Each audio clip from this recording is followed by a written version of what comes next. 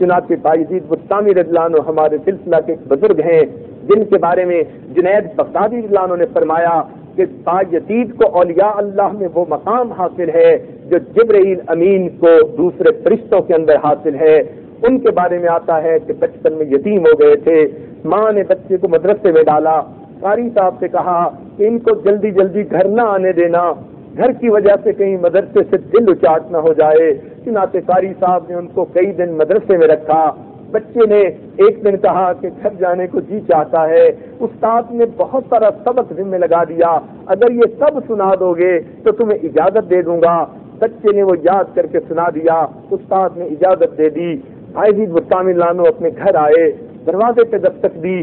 والدہ اس وقت وضو کر رہی تھی، کھٹکے سے پہچان گئی میرا بیٹا دروازے پر ہے، مگر پھر سوچنے لگی آج اگر دروازہ کھول کر اس کو گھر داخل ہونے دیا تو بچے کو گھر کی عادت پڑ جائے گی، مدرسے نہیں جایا کرے گا. چنانچہ دروازے کے اندر آ کر کھڑی ہوئی، بچے سے پوچھتی ہیں من دق الباب، کس نے دروازہ کھٹکھٹایا؟ جواب ملا بایزید، میں نے دروازہ کھٹکھٹایا ہے. آگے سے فرمانے لگی ایک میرا بایزید تھا، میں نے تو اسے اللہ کے دین کے لیے وقف کر دیا، تو کون بایزید ہے جو میرا دروازہ کھٹکھٹا رہا ہے؟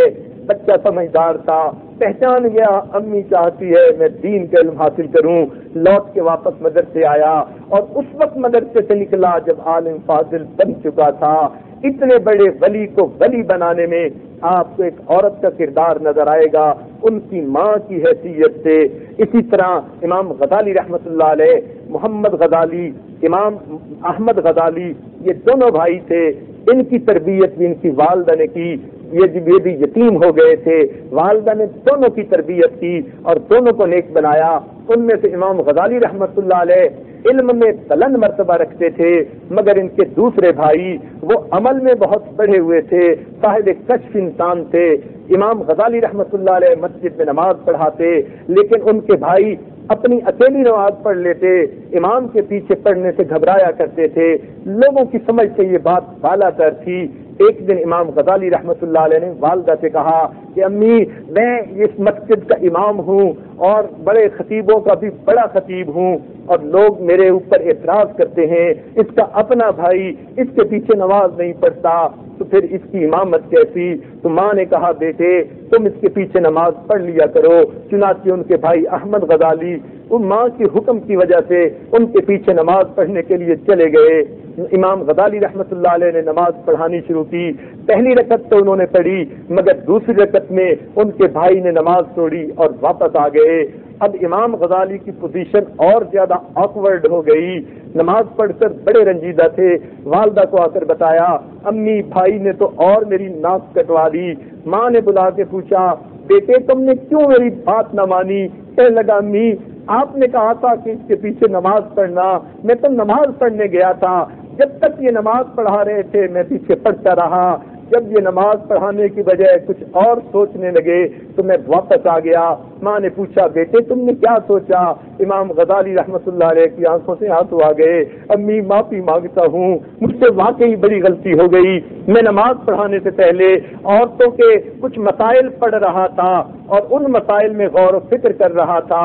جب نماز کا وقت ہوا پہلی رکعت تو میں نے توجہ اللہ کے ساتھ پڑھائی، مگر دوسری رکعت میں عورتوں کے وہی مسائل میری دماغ میں آ گئے اور میں تھوڑی دیر کے لیے انہی مسائل کے اندر سوچنے لگ گیا. تو اس وقت جو ہے ماں نے کہا افسوس کہ تم دونوں میں سے کوئی بیٹا بھی میرے کام کا نہ رہا. جب ماں کی یہ بات سنی دونوں بچے تڑپ اٹھے، کہنے لگی امی ہم دونوں آپ کے کام کے کیسے نہ بنے. کہنے لگی کہ ایک تو نماز میں کھڑا عورتوں کے مسائل سوچ رہا تھا اور دوسرا اس کے پیچھے کھڑا اس کے دل کو دیکھ رہا تھا. دونوں میں سے کوئی بھی اللہ کی طرف متوجہ نہ تھا. سبحان اللہ، یہ ماں کی تربیت تھی جس نے ان کو وقت کا امام غزالی بنا دیا. تو ایک اور کامیاب شخصیت کے پیچھے آپ کو ماں کی شکل میں عورت کا کردار نظر آئے گا. اسی طرح شیخ عبد القادر جیلانی رحمت اللہ علیہ کا واقعہ ہے. بچپن میں مدرسے میں پڑھنے جاتے ہیں، ماں ان کے کپڑے میں پیسے سی دیتی ہے، نصیحت کرتی ہے بیٹے تم نے ہمیشہ سچ بولنا ہے. بچہ راستے میں چلا، قافلے کو ڈاکوؤں نے لوٹا. ایک نے پوچھا تمہارے پاس پیسے ہیں؟ بچے نے صاف بتا دیا. ڈاکو اس کو اپنے سردار کے پاس لے گیا. سردار بڑا حیران, بچے کو جان کا خوف نہیں, مال کے ضائع ہونے کا ڈر نہیں. پوچھا بچے تم نے سچ سچ کیوں بتا دیا؟ لوگ تو ایسے موقع پہ چھپاتے ہیں اپنے مال کو. کہنے لگا میری امی نے کہا تھا سچ بولنا. اس بچے کی بات کا اتنا اثر ہوا, ڈاکوؤں کے سردار نے سوچا یہ چھوٹا سا بچہ ماں کی بات کا اتنا لحاظ رکھتا ہے, ہم نے تو کلمہ پڑھا, ہم اللہ رب العزت کے دین کا لحاظ نہیں رکھتے, چنانچہ توبہ کر کے نیک بن جاتے ہیں. یہ بچہ وقت کا ایک بڑا ولی بنا, جن کو شیخ عبد القادر جیلانی رحمت اللہ علیہ فرماتے ہیں ایک اور کامیاب شخصیت کے پیچھے آپ کو عورت کا کردار ماں کی شکل میں نظر آئے گا. اسی طرح حضرت خواجہ معین الدین چشتی اجمیری رحمت اللہ علیہ جب بنگال کے دورے پر نکلے, آپ کے ہاتھ پر 7 لاکھ ہندوؤں نے اسلام قبول کیا, 70 لاکھ مسلمانوں نے بیعت توبہ کی. جب آپ گھر واپس آئے خوش تھے, چہرے پہ رانائی تھی, کھلا ہوا چہرہ تھا, اپنی والدہ کی قدم بوسی کی. ماں نے پوچھا بیٹے آج بڑے خوش نظر آ رہے ہو؟ امی اللہ نے یہ سعادت بخشی کہ لاکھوں انسانوں نے اس فقیر کے ہاتھ پر اسلام کو قبول کر لیا.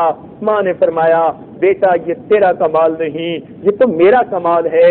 کہنے لگے امی سچ کہا لیکن تفصیل تو بتا دیجئے.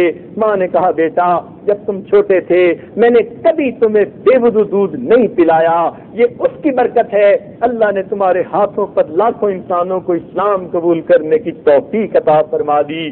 تو ایک اور کامیاب شخصیت کے پیچھے آپ کو ایک عورت ماں کی شکل میں نظر آئے گی.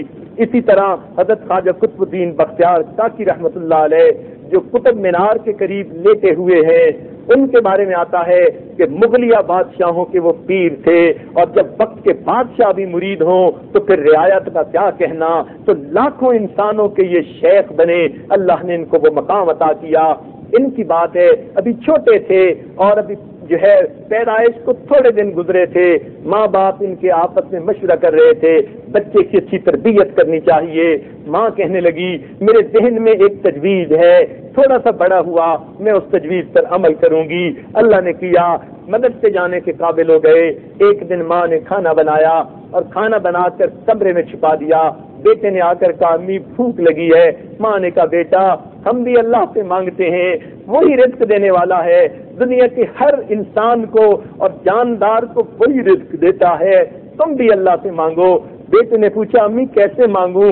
کہا بیٹے مصلی بچھاؤ. مصلی پر اتحیات کی شکل میں بیٹے کو بٹھایا اور اس کو کہا ہاتھ پھیلاؤ.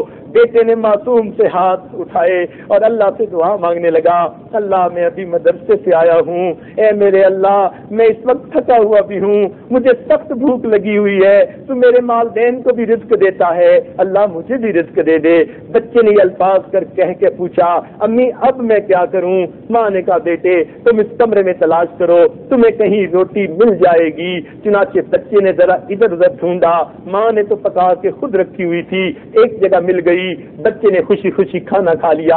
اب یہ روز کی روٹین بن گئی. جب بچے کو روز کھانا اس طرح سے ملنا شروع ہوا تو بچے کے ذہن میں تجسس پیدا ہوا. وہ ماں سے پوچھتا امی اللہ کتنے اچھے ہیں, ہر ایک کو کھانا دیتے ہیں, جنگل والوں کو بھی کھانا دیتے ہیں, شہر والوں کو بھی کھانا دیتے ہیں, انسانوں کو بھی دیتے ہیں, حیوانوں کو بھی دیتے ہیں. امی اللہ ہمیں جو ہے ہمیں کتنے پیارے ہیں. تو بچہ جب اللہ سے محبت کی باتیں کرتا, ماں کا دل دلیوں اچھلنے لگتا, سمجھتی میری تدبیر کارگر ہو رہی ہے, میرے بیٹے کے دل میں اللہ رب العزت کی محبت بڑھ رہی ہے, اللہ رب العزت کے احسان کی وجہ سے اس کے دل کے اندر اللہ سے تعلق جڑ رہا ہے. تو ماں خوش تھی کہ میرے بچے کے دل میں بچپن سے ہی اللہ رب العزت کی محبت جاگزی ہو رہی ہے. مگر ایک دن عجیب واقعہ پیش آیا. ماں اپنے رشتہ داروں کے ہاں کسی تقریب میں چلی گئی اور وقت کا احساس نہ رہا. جب خیال آیا تو بہت دیر ہو چکی تھی, بچے کے مدرسے سے واپس آنے کا وقت ہو چکا تھا اور ماں نے تو کھانا بھی پکا کے نہیں رکھا تھا. جب خیال آیا آنکھوں سے آنسو آ گئے، سر پہ اپنا جو ہے وہ برقع رکھا، اب تیزی تیزی سے گھر کی طرف بھی چل رہی ہے، رو بھی رہی ہے، راستے میں دعائیں بھی مانگ رہی ہے۔ میرے مالک، میں نے اپنے بچے کے یقین بنانے کے لیے یہ ایک کارروائی شروع کی تھی، اللہ میری لاج رکھ لینا، اگر بچے کا یقین آج ٹوٹ گیا تو پھر میری محنت ضائع چلی جائے گی، یہ میری کوتاہی تھی، مجھے وقت کا احساس نہ رہا۔ چنانچہ ماں روتی ہوئی گھر جب پہنچی، دیکھتی ہے کہ بیٹا میٹھی نیند سویا ہوا ہے، ماں نے جلدی سے کھانا بنا کر ایک جگہ چھپا دیا، پھر بیٹے کے پاس آئی، رخسار کا بوسہ لے کر اس کو جگایا، سینے سے لگایا، میرے بیٹے آج تو تجھے بڑی بھوک لگی ہوگی۔ بیٹا اٹھ کر کہنے لگا، امی نہیں، مجھے تو بھوک نہیں لگی۔ ماں نے پوچھا، بیٹا وہ کیسے؟ امی میں مدرسے سے جب آیا تھا آپ تو گھر پہ تھی نہیں، میں نے مصلی بچھایا اور میں نے اللہ تعالیٰ سے دعا مانگی، اللہ تھکا ہوا ہوں، بھوک بھی لگی ہے اور آج تو امی بھی گھر پہ نہیں، اللہ مجھے کھانا دے دیجئے۔ اس کے بعد امی میں کمرے میں گیا، مجھے ایک جگہ ایک روٹی پڑی ہوئی نظر آئی، امی میں نے اسے کھا لیا، لیکن جو مزہ مجھے آج آیا اس سے پہلے مجھے وہ مزہ کبھی نہیں آیا تھا۔ ماں نے کہا، الحمدللہ، سبحان اللہ۔ اس طرح پہلے وقتوں میں مائیں اپنے بچوں کا یقین اور ایمان بڑھایا کرتی تھیں، اور بچے بڑے ہو کر وقت کے مشائخ اور بڑے علماء کبار بنا کرتے تھے۔ تو ایک اور کامیاب انسان کی زندگی کے پیچھے آپ کو ایک عورت کا کردار نظر آئے گا، ایک ماں کی حیثیت سے، اور یہ شروع سے اسلام کی تاریخ میں مثالیں ملتی چلی آ رہی ہیں۔ چنانچہ ایک صحابیہ کے بارے میں آتا ہے، اب ان کے 4 بیٹے تھے، جب کھانا کھانے بیٹھتے چاروں کو کہتی، میرے بیٹو، نہ میں تمہارے ماموں کو رسوا کیا، نہ میں نے تمہارے باپ کے ساتھ خیانت کی۔ بچے چھوٹے سمجھ نہ پاتے، پوچھتے، امی آپ کیا کہنا چاہتی ہیں؟ ماں کہتی، بیٹو میں ایسے کردار کی مالکہ ہوں، اتنی پاک دامنی کی زندگی گزاری کہ جب میں کنواری تھی تمہارے ماموں کو رسوا نہ کیا، اور جب میری شادی ہوئی میں نے کوئی ایسی غلطی نہ کی کہ تمہارے باپ کے ساتھ خیانت ہوتی، میں پاک دامنہ زندگی گزارنے والی عورت ہوں۔ بیٹے پوچھتے، امی آپ کہنا کیا چاہتی ہیں؟ فرماتی، میری ایک تمنا ہے، اسے پوری کر دینا۔ بیٹے پوچھتے، امی کون سی تمنا؟ فرماتی، جب تم جوان ہو جاؤ گے تم دین کے جہاد کے لیے اللہ کے راستے میں نکلنا، اور بیٹو تم سب کے سب اللہ کے راستے میں شہید ہو جانا، اور جب مجھے خبر ملے گی میں آ کر تمہاری لاشوں کو دیکھوں گی، اگر تمہارے سینوں پہ تلواروں کے زخم نظر آئے بیٹو میں تجھ سے بڑی راضی ہو جاؤں گی، اور اگر پشت پر نظر آئے تو میں کبھی تمہیں معاف نہیں کروں گی۔ بیٹے کہتے، امی ہم ضرور شہید ہوں گے، مگر پوچھتے، امی آپ ایسا کیوں چاہتی ہیں؟ ماں اس وقت ٹھنڈی سانس لے کر کہتی، میرے بیٹو قیامت کا دن ہوگا، پروردگار کی طرف سے اعلان ہوگا، شہیدوں کی مائیں کہاں ہیں؟ تو اس وقت مجھے اپنے پروردگار کے سامنے جاتے ہوئے سرخروئی نصیب ہوگی۔ سبحان اللہ۔ اور دیکھیے ایسے شہداء کے پیچھے آپ کو ایک ماں کا کردار نظر آئے گا۔ یہ مثالیں سینکڑوں نہیں ہزاروں کی تعداد میں آپ کو تاریخ اسلام کے اندر مل جائیں گی۔ اس لیے اصل تو گھر کا ماحول عورتیں ہی بناتی ہیں، یہ پکی بات ہے کہ گھر کا ماحول مرد بنانے میں مرد کا بھی کردار عورت کا ہوا کرتا ہے۔ مرد جتنا بھی زور لگا لے وہ گھر کا ماحول نہیں بنا سکتے، لیکن عورت اگر چاہے تو گھر کا ماحول آسانی سے بنا لیتی ہے۔ اسی لیے یہ عاجز تو یہاں تک کہتا ہے، اگر کسی انسان کے 2 بچے ہوں، ایک بیٹا ہو اور ایک بیٹی ہو، اور اس کے وسائل اتنے ہوں کہ دونوں میں سے ایک کو دین کی تعلیم دے سکتا ہے، تو اس آدمی کو چاہیے کہ بیٹی کو دین کی تعلیم پہلے دے، اس لیے کہ مرد پڑھا فرد پڑھا، عورت پڑھی خاندان پڑھا۔ جب کوئی بچی پڑھ جائے گی کل کو یہ گھر کی مالکہ بنے گی، اس کی اپنی اولاد ہوگی، اس کا شوہر ہوگا، گھر کے دوسرے افراد ہوں گے، پھر یہ گھر کے اندر ماحول بنانے میں مرکزی کردار ادا کرے گی۔ اس لیے بچیوں کو دین پڑھانا اور ان کو گھر کے ماحول بنانے کے ذمہ داری سونپنا یہ وقت کی اہم ضرورت ہے۔ صحابیات علم حاصل کرنے میں صحابہ سے مرتبے میں کم نہیں تھیں، بلکہ بعض تو ایسی بھی مثالیں ملی کہ صحابہ ان کے علم پر حیران ہوا کرتے تھے۔ سنیے اور ذرا دل کے کانوں سے سنیے. سیدنا عمر بن خطاب لانو کا دور ہے. آپ منبر پر کھڑے ہوئے فرمایا آج کل لوگ حق مہر کے باندھنے میں بڑی جو ہے وہ بہت فراخی کا ثبوت دے رہے ہیں. امیر لوگ بڑے بڑے حق مہر باندھتے ہیں جبکہ غریب لوگ اتنا نہیں باندھ سکتے تو غرباء کو پریشانی ہوتی ہے. میرا جی چاہتا ہے ایک مناسب مقدار متعین کر دی جائے, امیر غریب سب اتنا حق مہر باندھ لیا کریں تاکہ کسی مسلمان بھائی کا دل رنجیدہ نہ ہو. آپ نے یہ تجویز پیش کی اور کہا کہ ایک درمیانی مقدار متعین کر لینی چاہیے اور اس کو حق مہر آج کے بعد باندھنا چاہیے. آپ یہ بیان کر کے نیچے اترے. عورتوں کی طرف سے ایک صحابیہ پردے میں آئی ہیں اور عمر لانو کے پاس آ کر کھڑی ہوئی اور کہنے لگی امیر المومنین آپ نے انتظامی امور کی وجہ سے یہ مسئلہ بیان کیا یا آپ نے شریعت و سنت کے سامنے رکھ کے مسئلہ بیان کیا؟ انہوں نے کہا میں نے تو انتظامی امور کو سامنے رکھ کے بات کی ہے تاکہ کسی کی دل آزاری نہ ہو. فرمانے لگی مگر جب قرآن میں یہ بات وضاحت سے بیان کر دی آپ کو کہاں اختیار ہے کہ آپ اس میں کوئی کمی بیشی کر سکیں؟ عمر لانو نے فرمایا کہاں قرآن میں اس کی تفصیل ہے؟ فرمانے لگی اللہ تعالیٰ نے فرمایا ان آتیتم احداہن قنطارا, اگر تم کسی بھی عورت کو حق کے مہر کے میں اگر سونے چاندی کا ڈھیر بھی دے دو, تو جب اللہ تعالیٰ نے قرآن پاک میں سونے چاندی کا ڈھیر کہا تو آپ اس جو ہے مقدار کو کیسے کم کر سکتے ہیں؟ عمر لانو اسی طرح الٹے پاؤں واپس منبر پر آئے. فرمانے لگے ایک بہن نے اپنے بھائی کی غلطی کو نشاندہی فرما دی, چنانچہ آپ نے فرمایا میں اپنے الفاظ واپس لیتا ہوں. جب پروردگار نے حد متعین نہیں کی تو لوگوں کے پاس چوائس ہے, ہر بندہ اپنی مرضی کے مطابق ہر حق مہر باندھ سکتا ہے. اس سے معلوم ہوا کہ عورتیں علم میں اس وقت صحابہ سے رتبے میں کم نہیں تھیں بلکہ ان کو بھی کئی مرتبہ اپنی جو ہے وہ مشورے دیا کرتی تھیں. اسی طرح تابعین کی بات ہے, حجاج بن یوسف کا زمانہ اور وہ اپنے وقت کا بہت سخت گیر حاکم تھا, بہت لوگ اس سے ڈرتے تھے. اس نے ایک بوڑھی عورت کے بیٹے کو سزا دلوائی تو بوڑھی عورت نے آ کر حجاج کو سخت سست کہا اور کہا حجاج تم ظلم کرنا چھوڑ دو نہیں تو اللہ تعالیٰ تمہیں ایسے مٹائیں گے جیسے اس نے قرآن کے پہلے 15 پاروں میں سے کلا کا لفظ اڑا دیا ہے. حجاج خود بھی حافظ تھا, قاری تھا, بلکہ مقری تھا. جب اس نے قرآن پر نظر ڈالی تو پہلے 15 پاروں میں کہیں کلا کا لفظ نظر نہ آیا. کہنے لگا واقعی بات تو تم نے سچ کہی, اگر کہیں کلا کا لفظ ہوتا میں تمہیں بھی سزا دلواتا. سوچنے کی بات ہے اس وقت کی بوڑھی عورتیں بھی اپنی روزمرہ کی گفتگو میں ایسے علمی نکات بیان کیا کرتی تھیں.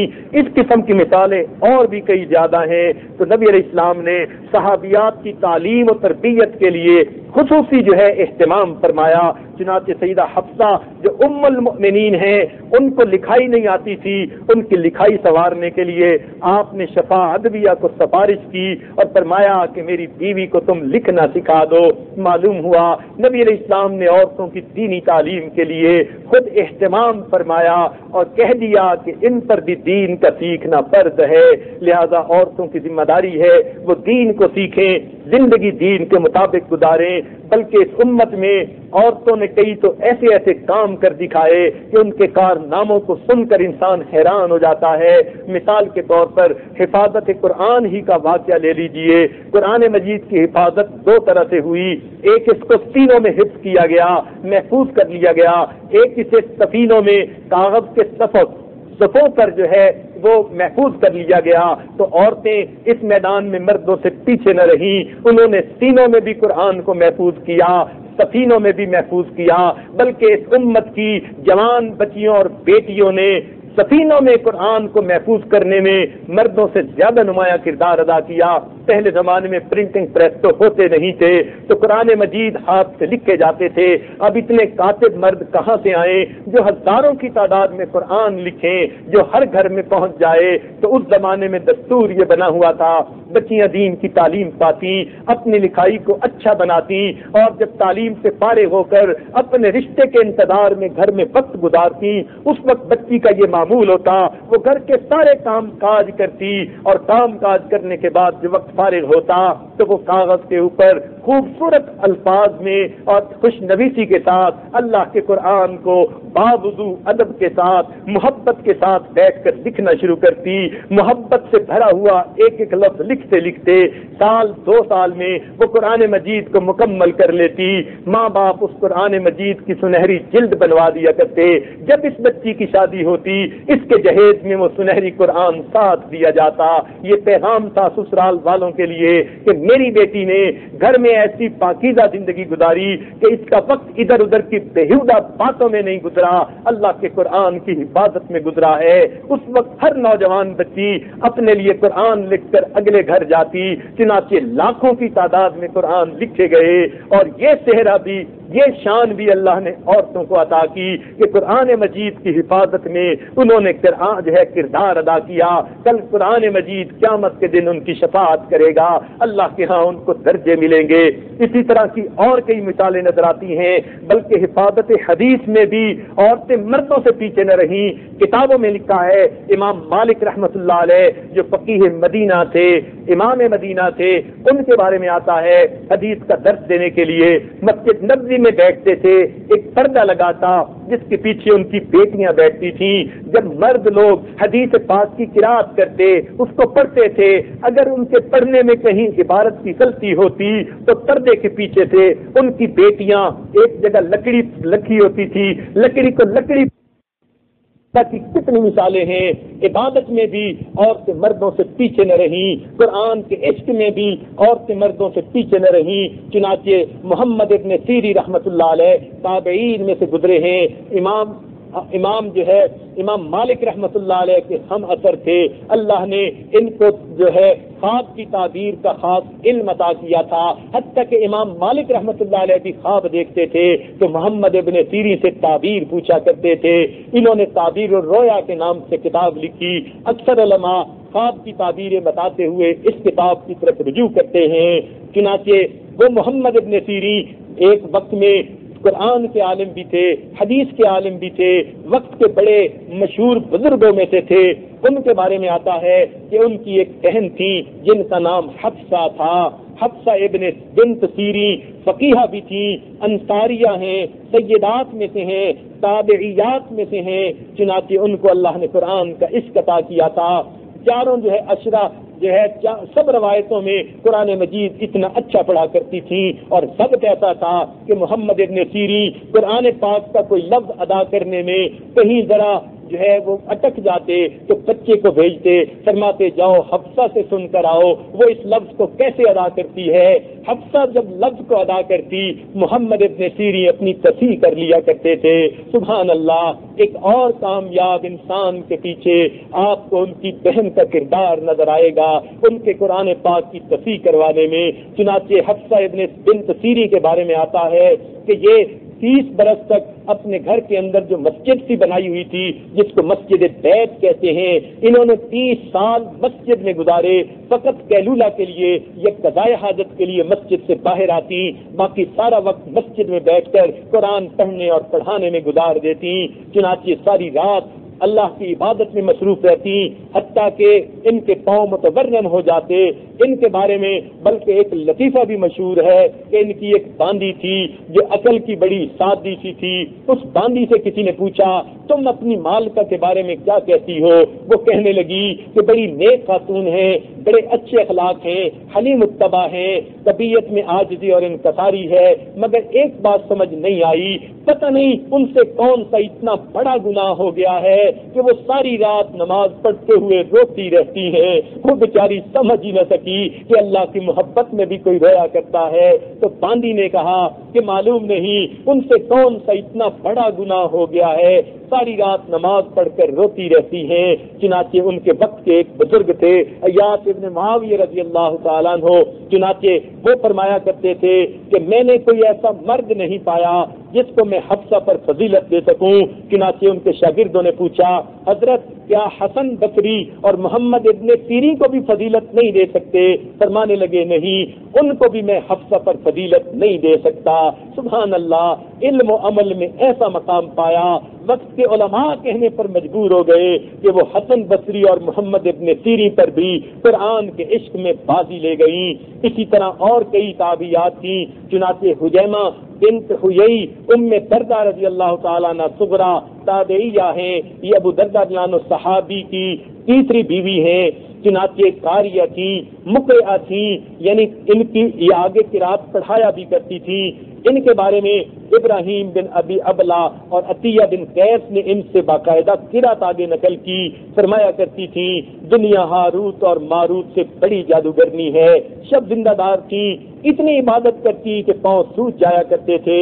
ایک مرتبہ اپنے خاوند سے محبت میں کہنے لگی کہ جب میں کنواری تھی آپ نے پیغام نکاح بھیجا، میرے ماں باپ نے میرا نکاح آپ سے کر دیا، اب میں آپ کے علم عمل اور حسن اخلاق سے اتنی متاثر ہوں، اتنی آپ سے محبت کرتی ہوں کہ میں آخرت کا پیغام نکاح آپ کو خود دے رہی ہوں۔ ابو ذر رضی اللہ عنہ نے فرمایا کہ نبی علیہ السلام کا ارشاد ہے المرأۃ لآخر ازواجہا، عبرانی شریف کی روایت ہے کہ عورت تو اسی کے نکاح میں ہوگی جس سے اس کا سب سے زندگی میں آخری نکاح ہوگا۔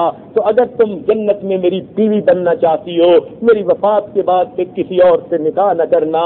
چنانچہ ان کی جب وفات ہو گئی، ابھی ان کی عمر بہت زیادہ تو نہیں تھی، اللہ نے خوبصورتی بھی دی تھی اور خوب سیرت بھی تھی، علم بھی تھا، عمل بھی تھا۔ چنانچہ حضرت معاویہ رضی اللہ تعالیٰ عنہ کے پاس وقت کی حکومت بھی تھی، انہوں نے اس وقت اپنا پیغام نکاح بھیجا کہ میں آپ سے نکاح کرنے کا متمنی ہوں، مگر انہوں نے ان کو نبی علیہ السلام کی وہی حدیث سنائی، کہنے لگی میں اپنے آخری شوہر، میں اپنے پہلے شوہر کی بیوی جنت میں بن کر رہنا چاہتی ہوں۔ چنانچہ حضرت معاویہ رضی اللہ عنہ نے پیغام بھجوایا کہ بہت اچھا، پھر تم روزے کو اپنے اوپر لازم کر لو تاکہ تمہارے لیے بےغگی کا وقت گزارنا آسان ہو جائے۔ سبحان اللہ، ایسی نیک خواتین اس دور میں ہوا کرتی تھی۔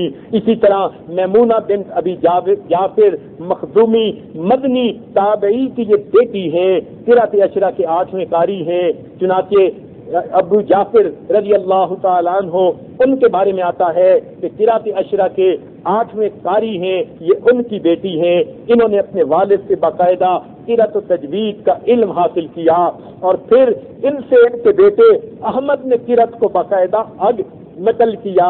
یہ 2 صدی ہجری کی جو ہے وہ نیک خاتون ہے۔ اسی طرح سلمہ ام الخیر، یہ 8ویں صدی ہجری کی ایک خاتون گزری ہیں۔ حضرت محقق ابن الجزری رحمۃ اللہ علیہ کی یہ صاحبزادی تھیں، اور امام جزری رحمۃ اللہ علیہ کو کے نام کو ہر دنیا کا حافظ اور قاری آسانی سے پہچان سکتا ہے۔ انہوں نے اپنے والد سے جو ہے قرات و تجوید کا علم حاصل کیا، اور اتنا علم حاصل کیا کہ امام جزری رحمۃ اللہ علیہ اپنی بیٹی سلمہ کے بارے میں خود فرماتے ہیں کہ میں سلمہ نے مجھ سے قرآن مجید حفظ کیا، پھر مقدمہ جبریہ اور مقدمۃ النحو حفظ کر کے سنایا، پھر طیبۃ النشر حفظ کر کے قرات عشرہ سنائی۔ علم حدیث، عربیت، خطاطی اور علم اشعار میں ید طولہ رکھتی ہے۔ 10 قراتوں پر ان کو اتنا کمال حاصل ہے کہ مجھے اس وقت کوئی مرد نظر نہیں آتا جو میری بیٹی کا ہم پلہ ہو۔ تو امام جزری رحمۃ اللہ علیہ کا یہ کہنا کہ قرآن کے علم میں اور قرات و تجوید میں مجھے اپنے وقت میں کوئی مرد ایسا نظر نہیں آتا جو میری بیٹی کے ہم پلہ ہو، اس سے معلوم ہوتا ہے کہ ان کی بیٹی نے قرآن مجید کا کیسا علم حاصل کیا تھا۔ اسی طرح عائشہ بنت ابراہیم جو دمشق کی رہنے والی تھیں، ام محمد، بیٹا ان کا محمد تھا، ام محمد کے نام سے مشہور تھیں، اور یہ اپنے وقت میں قرآن اور حدیث کی بڑی عالمہ سمجھی جاتی تھیں، حتیٰ کہ ابن عساکر جیسے حضرات نے بھی ان سے حدیث پاک کا علم حاصل کیا۔ یہ ساتھ ہیں ابن کثیر رحمت اللہ علیہ کی تفسیر۔ ابن کثیر آج ہر عالم جو ہے پڑھتا ہے، اسے ام التفاسیر کہا جاتا ہے۔ چنانچہ ابن کثیر رحمت اللہ علیہ خود اپنی ساس کے حالات بیان کرتے ہوئے فرماتے ہیں کہ یہ حافظ یوسف مزی کی بیوی تھی اور کتابیں لکھنے میں اپنے خاوند کی مدد کیا کرتی تھی. چنانچہ ان کے خاوند نے 2 کتابیں لکھی، تہذیب الکمال فی اسماء الرجال، تحفۃ الاشراف بمعرفۃ الاطراف. ابن طولون کا قول ہے کہ یہ کتب بعد کی کتابوں کے لیے ماؤں کا درجہ رکھتی ہیں. ابن کثیر رحمۃ اللہ علیہ فرماتے تھے کہ میری خوش دامن زہد و طاعت میں اتنا بلند مقام پا گئی کہ اپنے وقت کے مردوں سے بھی سبقت لے گئی. تو ابن کثیر رحمۃ اللہ علیہ جیسے محقق اور مفسر کا یہ کہنا کہ میری خوش دامن زہد و طاعت میں، علم و عمل میں مردوں سے سبقت لے گئیں، اس سے پتہ چلتا ہے اس وقت کی عورتیں دین میں کتنی ترقی پا گئی تھیں. اسی طرح عائشہ بنت عمران یہ 7ویں صدی ہجری کی ایک قاریہ حافظہ گزری ہیں. قرآن مجید کے ساتھ اتنا عشق تھا، انہوں نے اپنی زندگی میں 1520 مرتبہ پورے قرآن پاک کا حفظ مکمل پڑھا. ہر وقت قرآن پاک کی تلاوت کیا کرتی تھی. چنانچہ حافظ ابن عساکر فرماتے ہیں کہ میں نے اپنے لڑکپن میں 80 عورتوں سے علم حدیث حاصل کیا. گویا ہر گھر اس وقت دارالحدیث بنا ہوا تھا. ہر ماں اپنے بچے اور بچیوں کو خود حدیث کی کتابیں پڑھاتی تھی.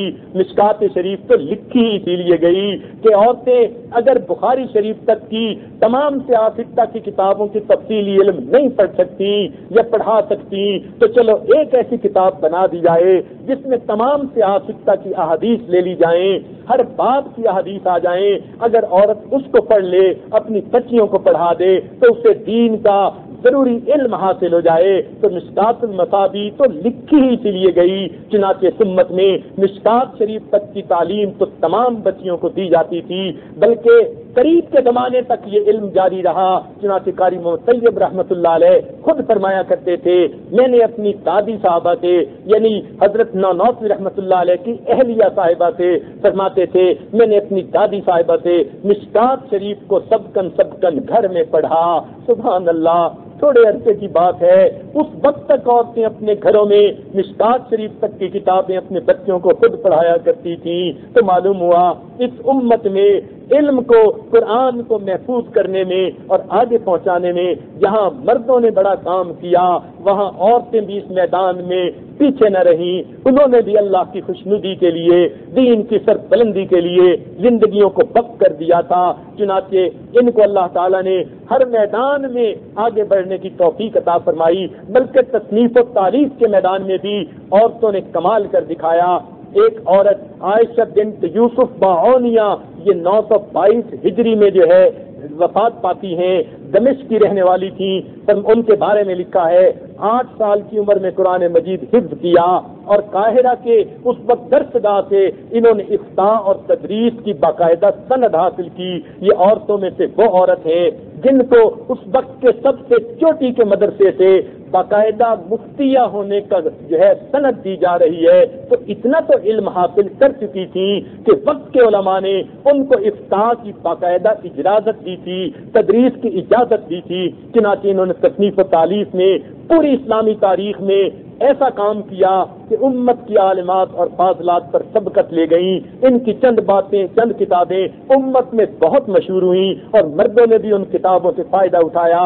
الاشارات الخفیہ فی منازل علیہ، الدر الخائف فی بحر المعجزات والخصائص، صلاۃ السلام فی فضل الصلاۃ والسلام، الفتح المبین فی مدح الامین. یہ 4 کتابیں ان کی بہت معروف ہوئیں. تو معلوم ہوا دین کی تصنیف و تالیف میں بھی عورتیں پیچھے نہ رہیں. انہوں نے اپنے رب کو راضی کرنے کے لیے دین کی حفاظت اور آگے پہنچانے میں اس میدان میں بھی آگے قدم بڑھا کر دکھایا. چنانچہ عبادت کے واقعات تو بہت ہی زیادہ ہیں. ارے اس دور کی عام عورتوں کی باتیں کیا کرنی. اس وقت کی جو ملکہ ہوتی تھی، جو شاہی محل میں زندگی گزارتی تھی، ناز و نعمت کی پلی ہوئی ہوتی تھی، اس کے دل میں بھی خوف خدا ہوا کرتا تھا. چنانچہ زبیدہ خاتون اس اچھے وقت کی ایک نیک ملکہ ہیں. عام دنیا اپنے شوہروں سے دنیا کی چیزیں بنواتی ہے.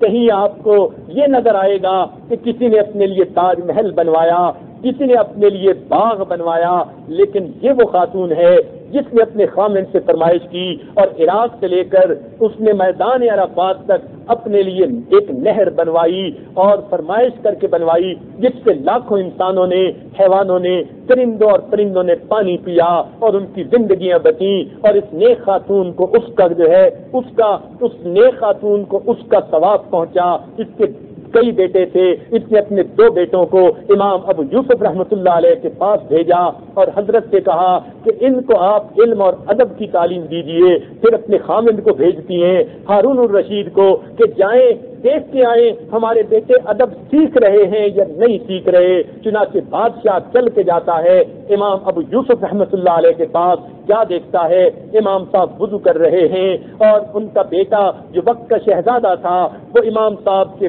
ہاتھوں پر اور ان کے جو ہے پانی لوٹے سے ڈال رہا ہے اور امام صاحب اپنے وضو کر رہے ہیں۔ یہ ہارون رشید کھڑا ہو کر دیکھتا رہا۔ جب وضو کر چکے امام صاحب سے ملاقات ہوئی، امام یوسف رحمۃ اللہ سے عرض کرنے لگا، حضرت میری بیوی نے تو بچوں کو اس لیے بھیجا تھا آپ ان کو ادب سکھاتے۔ امام صاحب نے فرمایا میں نے ان کو ادب تو سکھایا، میں وضو کر رہا تھا، یہ شہزادہ ہو کر پانی ڈال رہا تھا۔ اس نے کہا نہیں، میری بیوی یہ چاہتی ہے کہ آپ ان کو ایسا ادب سکھاتے کہ یہ ایک ہاتھ سے آپ پر پانی ڈالتا اور دوسرے ہاتھ سے آپ کے پاؤں کو مل کے دھو رہا ہوتا۔ سبحان اللہ، اس وقت کے بادشاہوں میں بھی یہ تڑپ ہوتی تھی اور ان کی بیویوں میں بھی تڑپ ہوتی تھی ہماری اولادیں ایسا علم اور ادب حاصل کریں۔ چنانچہ زبیدہ خاتون کے حالات زندگی میں لکھا ہے اس نے 100 خادمائیں گھر میں ایسی رکھی ہوئی تھیں جو حافظہ تھیں، قاریہ تھیں، اور ہر حافظہ کے ذمہ تھا ہر دن میں روزانہ 3 پارے قرآن مجید کی تلاوت کرے۔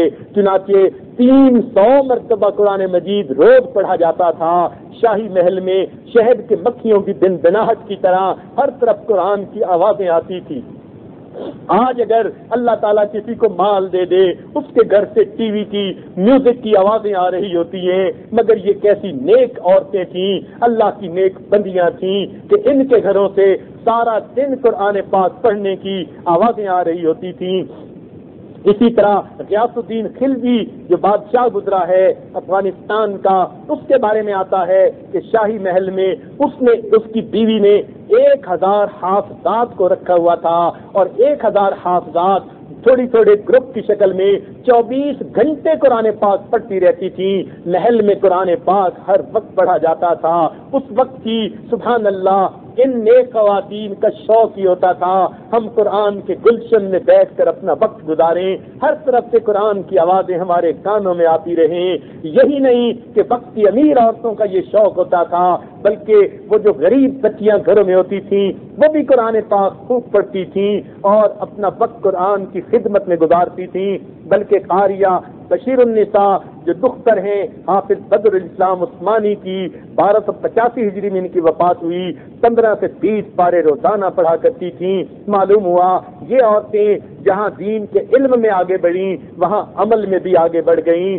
اللہ رب العزت نے ان سے دین کا کام لیا، بلکہ عورتوں نے دنیاوی علوم میں بھی پاک کمال کر دکھائے۔ کتابوں میں لکھا ہے کہ علیہ بنت المہدی، عائشہ بنت احمد اور دلاوہ بنت خلیفہ مستقفی باللہ یہ عورتیں شاعرات میں سے تھی، اسلام کے بارے میں حمد اور نعت لکھا کرتی تھیں اور ان کے شعر اپنے وقت میں بڑے مقبول ہوا کرتے تھے۔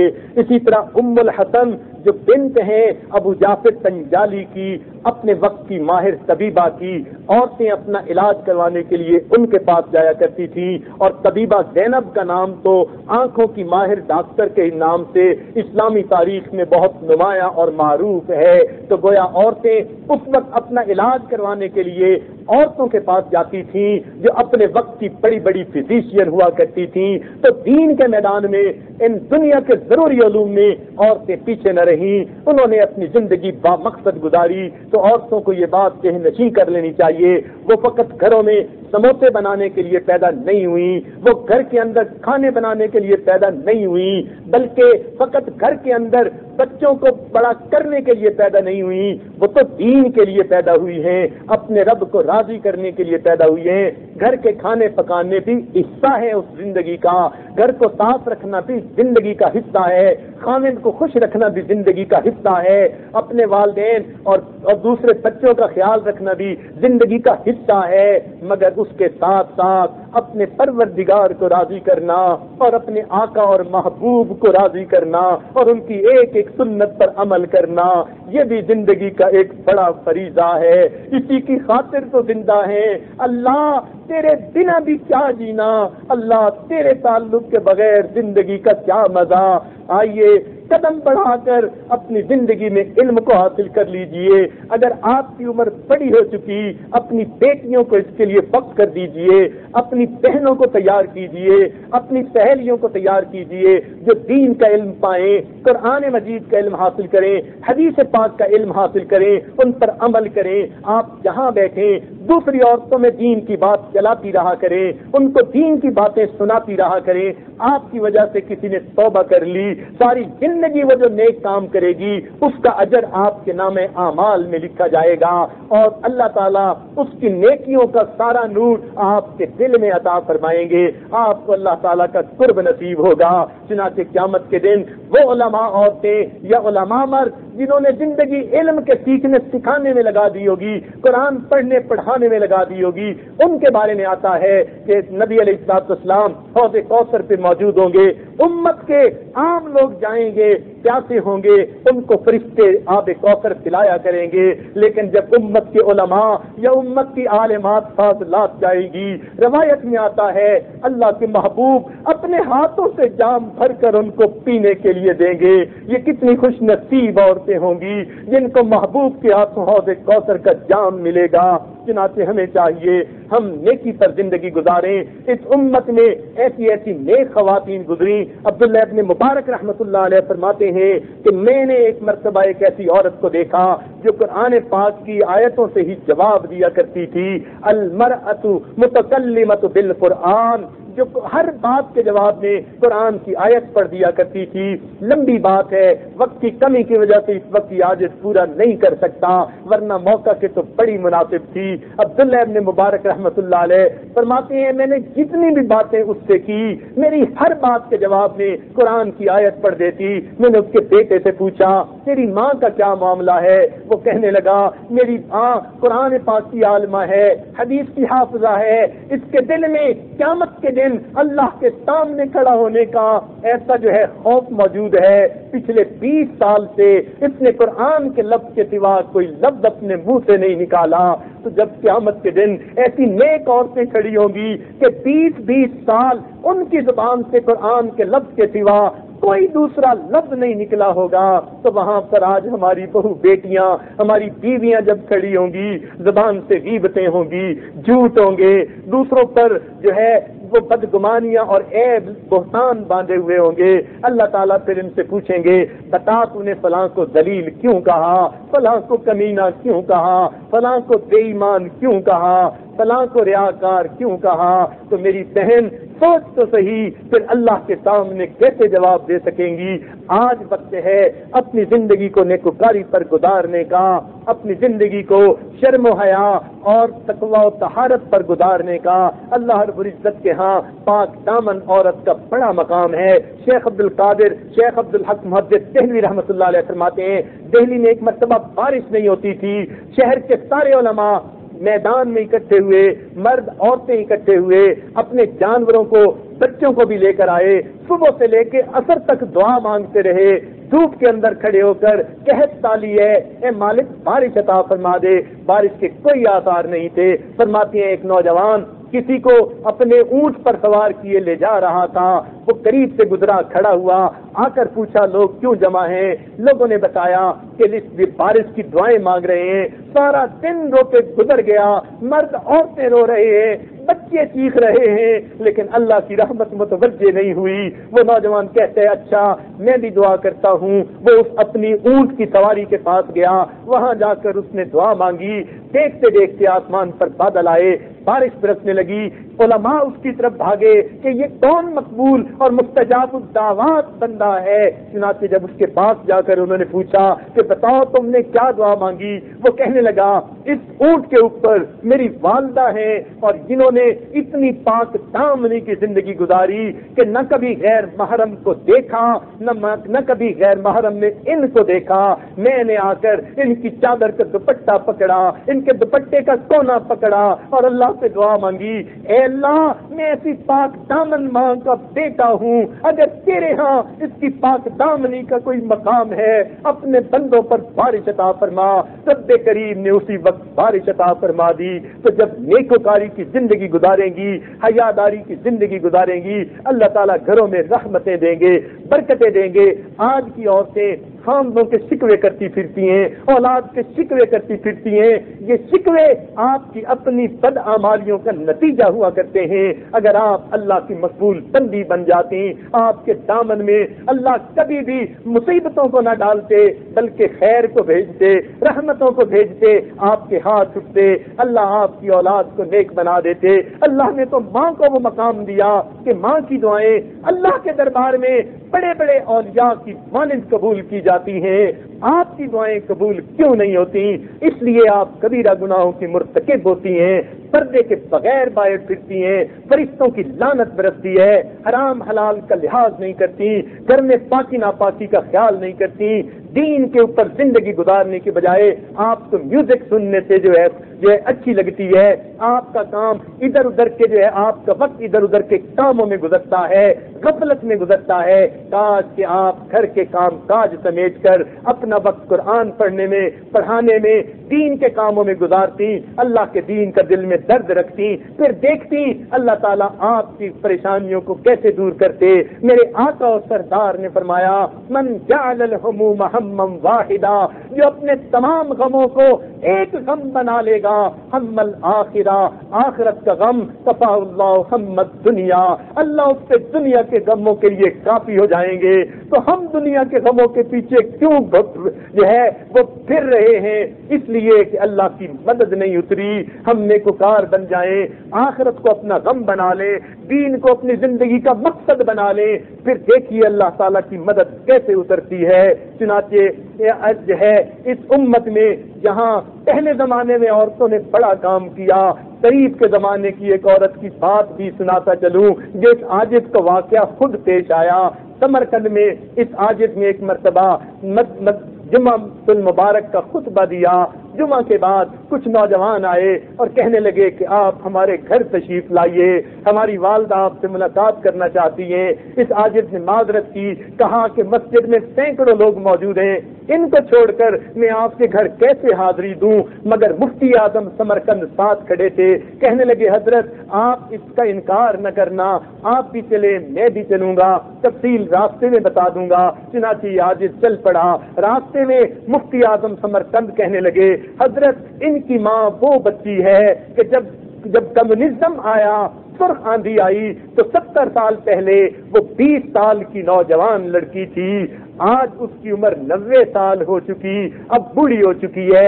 جب کمیونزم آیا، تحریت کا آندھی آئی تو ہر طرف لوگوں نے تحریت کو قبول کرنا شروع کر دیا۔ یہ نوجوان بچی دل میں دین کا ایسا درد رکھتی تھی، یہ اپنی سہیلیوں کو، دوسری عورتوں کو بے بانگے دہل، کھلے اعلان، کھلے طور پر یہ دین کی طرف بلاتی، کلمہ پڑھاتی، ان کو دین کی طرف مائل کرتی۔ اس کی وجہ سے سینکڑوں عورتوں نے کلمہ پڑھا، جہریت سے توبہ کی۔ ہمیں ہر وقت فکر ہوتی جوان العمر بچی ہے، کہیں پولیس والوں نے پکڑ لیا، عزت خراب ہوگی، اس کو پھانسی پہ لٹکا دیں گے۔ ہم اسے سمجھاتے کہ بیٹی تمہارا دین کا جذبہ قابل قدر ہے، مگر اپنی جان اور اپنے عزت و ناموس کا بھی خیال کرو۔ یہ کہتی میرا محافظ اللہ ہے، ذرا نہ گھبراتی۔ اس نے اپنی ساری زندگی اسی طرح عورتوں کو دین کی جو ہے وہ طرف بلایا اور ان کو ایمان والا بنایا، حتیٰ کہ ہزاروں عورتیں اس کی وجہ سے کلمہ پڑھنے والی بن گئیں۔ اس وقت یہ جوان لڑکی تھی، آج یہ 90 سال کی بڑھیا ہے، اس کے جوان بیٹے ہیں۔ جب اس نے سنا کہ پاکستان سے کوئی عالم شیخ آئے ہیں دل میں اس کے چاہت ہوئی کہ میں بھی ایک شیخ سے سلام عرض کر کے ان سے ملاقات کا شرف حاصل کروں، اس لیے اس نے پیغام بھیجا کہ آپ آئیے۔ جب اس تاجر نے یہ باتیں سنی، دل میں بہت جو ہے ان کی عزت آئی، احترام آیا، اور دل میں خیال آیا ایسی نیک خاتون سے تو میں جاتے ہی دعائیں لوں گا۔ چنانچہ یہ تاجر جب ان کے گھر پہنچا، صاحب فراش تھی، بیمار تھی، بستر پر لیٹی ہوئی تھی، اور ان کے اوپر ایک چادر ڈال دی گئی تھی۔ یہ فقیر ان کی چارپائی کے قریب جب پہنچا، السلام علیکم کہا، انہوں نے جواب دیا تو میں نے ان سے گزارش کی کہ آپ سب سے پہلے میرے لیے دعا فرما دیجئے۔ اس نے پردے کے اندر سے ہاتھ اٹھا دیے اور سب سے پہلے یہ الفاظ کہے، خدایا ایمان سلامت رکھنا۔ اس عاجز کو ایمان کی قدر جو اس دن ملی وہ اس سے پہلے کبھی نہیں ملی تھی کہ جس جوان بچی نے 20 سال کی عمر سے لے کر 90 سال کی عمر تک لوگوں کو ایمان کی دعوت دی، اب آخری وقت میں جب بستر پر لیٹی ہوئی ہے، دعا کے لیے کہا جاتا ہے تو پہلی بات یہ کہتی ہے، خدایا ایمان سلامت رکھنا۔ سبحان اللہ، معلوم ہوا جیسے مرد لوگ دین کے لیے قربانیاں دیتے ہیں، عورتوں نے بھی دین کے لیے قربانیاں دی، اور اس میدان میں وہ پیچھے نہ رہیں۔